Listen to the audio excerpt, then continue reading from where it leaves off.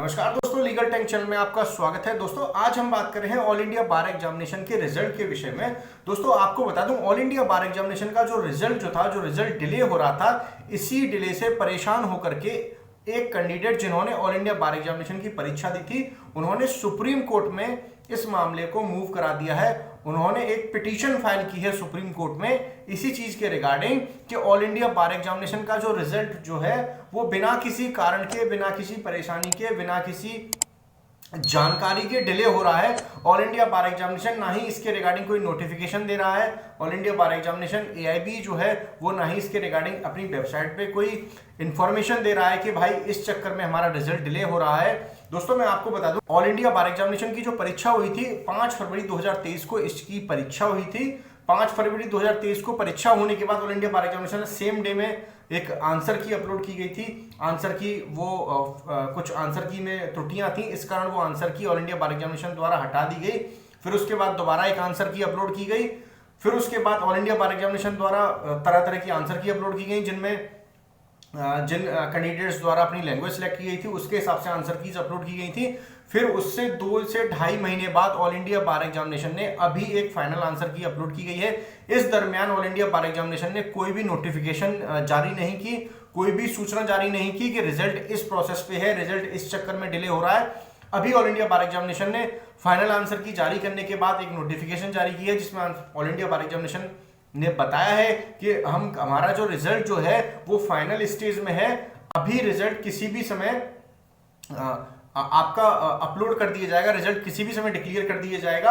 Result declare करने से पहले मैंने लास्ट वीडियो जो बनाई थी उसमें बताया भी था, रिजल्ट डिक्लेयर करने से पहले ऑल इंडिया बार एग्जामिनेशन आपको इंफॉर्मेशन देगा। लेकिन इसी दरमियान एक कैंडिडेट है, उनके कुछ राइट्स हनन हो रहे थे। जो रिजल्ट जो डिले हो रहा था उनके राइट्स हनन हो रहे थे, इसी कारण वो उन्होंने सुप्रीम कोर्ट का मूव कर लिया है। सुप्रीम कोर्ट में एक पिटीशन फाइल की है कि जो ऑल इंडिया बार एग्जामिनेशन का जो रिजल्ट हो रहा है, जो डिले हो रहा है, वो किस कारण हो रहा है। उनके राइट्स जो थे, उनके राइट्स का हनन हो रहा है। सबसे पहले उनका जो राइट्स जो था, आर्टिकल 21 जो था कॉन्स्टिट्यूशन का, जो आर्टिकल 21 है वो फंडामेंटल राइट्स जो है वो उनका हनन हो रहा था। इस कारण उन्होंने सुप्रीम कोर्ट में मूव किया है। और सेकंड जो है आर्टिकल 19(1)(g जो राइट टू प्रोफेशन है, किसी व्यक्ति को ये स्वतंत्रता देता है कि आप कोई भी प्रोफेशन चूज कर सकते हैं, आप उस प्रोफेशन के अकॉर्डिंग बढ़ सकते हैं, आप उस प्रोफेशन के अकॉर्डिंग काम कर सकते हैं। तो वो उनका जो फंडामेंटल राइट जो था और राइट टू प्रोफेशन जो था वो भी हनन हो रहा है। उसके रिगार्डिंग उन्होंने सुप्रीम कोर्ट में मूव किया है कि भाई जो मेरा राइट जो था, मैं प्रैक्टिस करने से, मैं एक एज एन एडवोकेट, मैंने अभी इनरोलमेंट किया है, मैं एज एन एडवोकेट, मुझे 2 वर्ष का समय दिया गया था और उसके बाद मैंने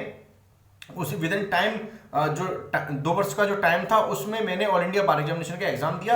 लेकिन जो अब डिले हो रहा है उससे मेरा राइट टू प्रोफेशन जो था वो हनन हो रहा है। मैं अपना न्यायालय में, कोर्ट में अपना वकालतनामा नहीं लगा सकती हूँ या लगा सकता हूँ।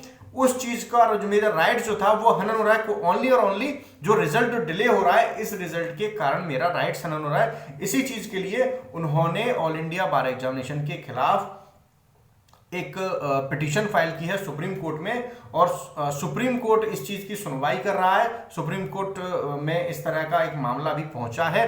सुप्रीम कोर्ट इस चीज को अब देखेगा कि यह कितनी जल्दी इसका डिक्लेयर हो, क्योंकि जो कैंडिडेट है उनके द्वारा सीधे तौर पे कहा गया है कि मेरे जो फंडामेंटल राइट्स हैं, मेरे जो राइट टू प्रोफेशन है, जो आर्टिकल 21 और आर्टिकल 19(1)(g जो सीधे तौर पे कहते हैं किसी के जो फंडामेंटल राइट्स का हनन नहीं होना चाहिए और किसी के जो राइट टू प्रोफेशन है इनका हनन नहीं होना चाहिए, तो इन राइट्स का हनन हुआ है। दोस्तों आप भी, आपके द्वारा अगर आप मेरी जो वीडियो देख रहे हैं, आपने भी ऑल इंडिया बार एग्जामिनेशन की परीक्षा दी होगी, आप भी चिंतित होंगे, आप भी परेशान होंगे।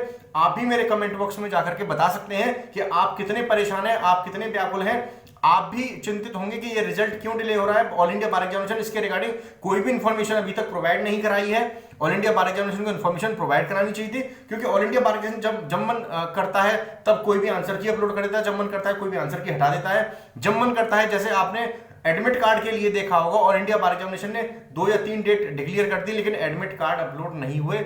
एंड लास्ट टाइम 1 तारीख को या 2 तारीख को एडमिट कार्ड आए थे, वो भी वेबसाइट हैंग हो गई और नेक्स्ट डे जाकर के एडमिट कार्ड अपलोड हुए थे। तो इस चीज का अंदाजा लगा सकता है कितनी अनियमितता है ऑल इंडिया बार एग्जामिनेशन ने, बार काउंसिल द्वारा जो ये प्रक्रिया जो अपनाई जाती है जिसको ऑल इंडिया बार एग्जामिनेशन दिखती है, इसमें कितनी अनियमितता है इस चीज को दूर करने के लिए कैंडिडेट्स द्वारा जो दिल्ली बार काउंसिल की एक सदस्य है, उन्होंने एनरोलमेंट कराया है दिल्ली बार काउंसिल में 12/7/2022 को एनरोलमेंट कराया था। 9 मंथ उनके पास हो चुके हैं और उनके द्वारा कहा गया है कि उन्होंने इस प्रैक्टिस जो थी स्टार्ट कर दी थी और वो डेली रिजल्ट के लिए वेट कर रही है, लेकिन ऑल इंडिया बार एग्जामिनेशन द्वारा अभी तक कोई भी सूचना नहीं दी गई है कि रिजल्ट कब अपलोड होगा, कैसे अपलोड हो गया और किस कंडीशन में कौन सी स्टेज पे है रिजल्ट।